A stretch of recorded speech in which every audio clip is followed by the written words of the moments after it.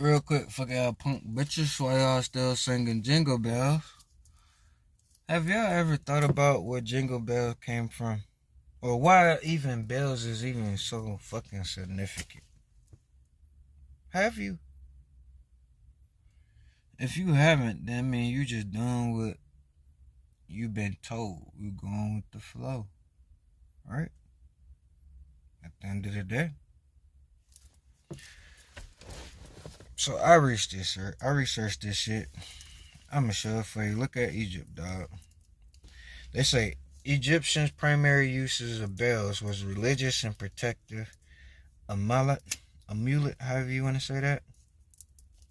It was found in tombs and worn by the deceased as a means to ward off evil spirits. It also says that it was used in music because sounds have magical and purifying powers. That's what the Egyptians was on when it came to bells. Y'all bitches talking about ring your bell. Cool with that, but let's go to history with it. Okay. In other words, sound can be used as a weapon for protection or good.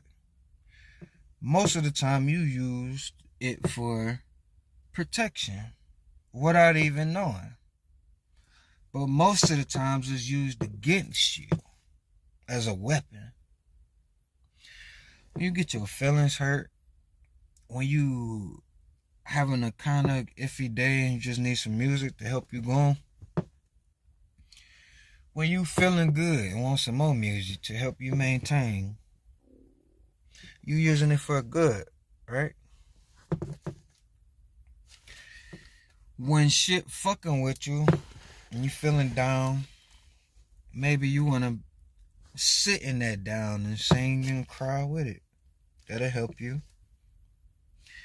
Maybe you feeling down and want to turn on the opposite music to get you back up. Using it as a weapon of good. But what if the music was manufactured in a bad way? You hear the words, I love you, you my baby, can't live without you. But in the background, there's a violin. Instead of saying E, that would help you, it's a E, and it's hurting you. Have you ever thought about that? Because when you go to church, they play organs. When you go to church in your body, you use your organs, your heart, your brain, is organs. When you say something, niggas be like church, but that church came from inside you. When you do something godly, it came from inside you, your church. When you in the temples, your church. God said the temple was inside you, the kingdom, your church, your organs.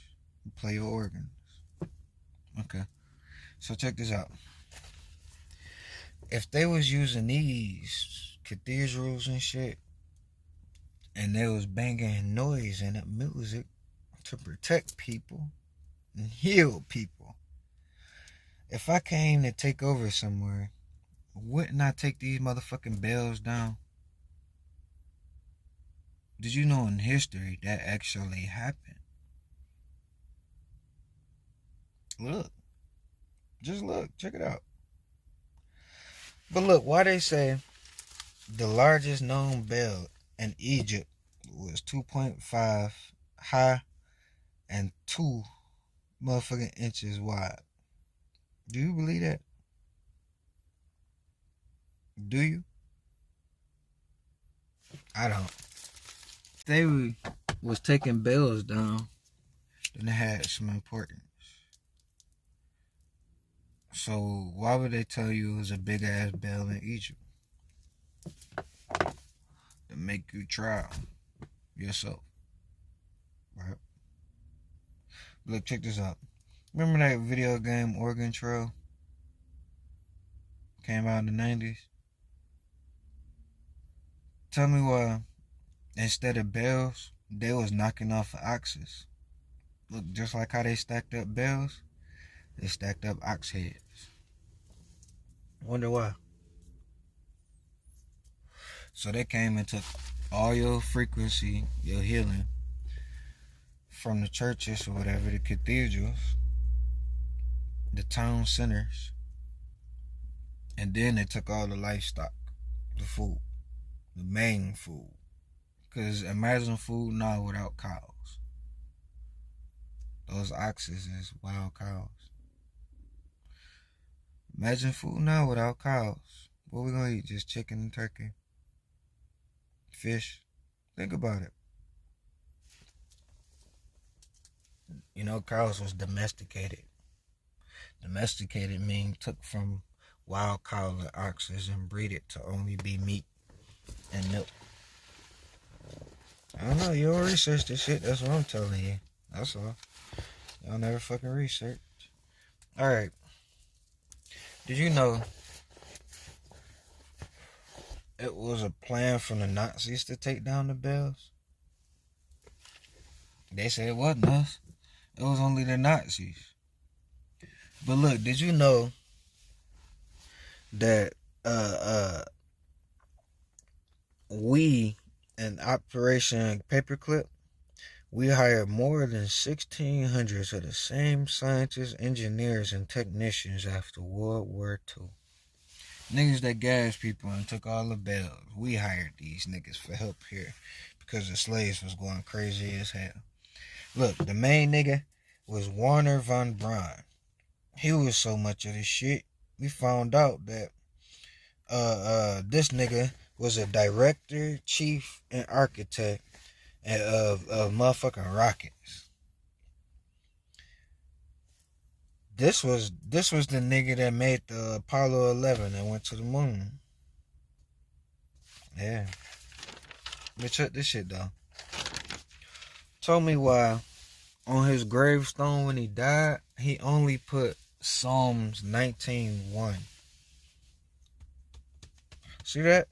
Psalms 19:1 say, the heaven declare the glory of God, and the firmament swell, swelth, or however the fuck you say that, his handiwork. The firmament. The nigga that say he went past the firmament because there is none. The flat earth niggas is crazy. He put firmament on his goddamn gravestone. What that mean? What does that mean?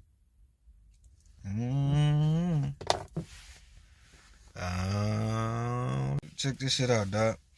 During the Revolutionary War, revolutionary mean niggas was fighting back. Look, they convinced the presidents or whatever to take away the bells. But then they manufactured them bitches for a song that the people couldn't use. In fact, it started hurting them. So they put the bells back up. See that little sneaky ass shit? You see that? But look, shit, the niggas was still fighting back so hard. They had wrote a letter for help. And they got a letter back called the Willie Lynch letter.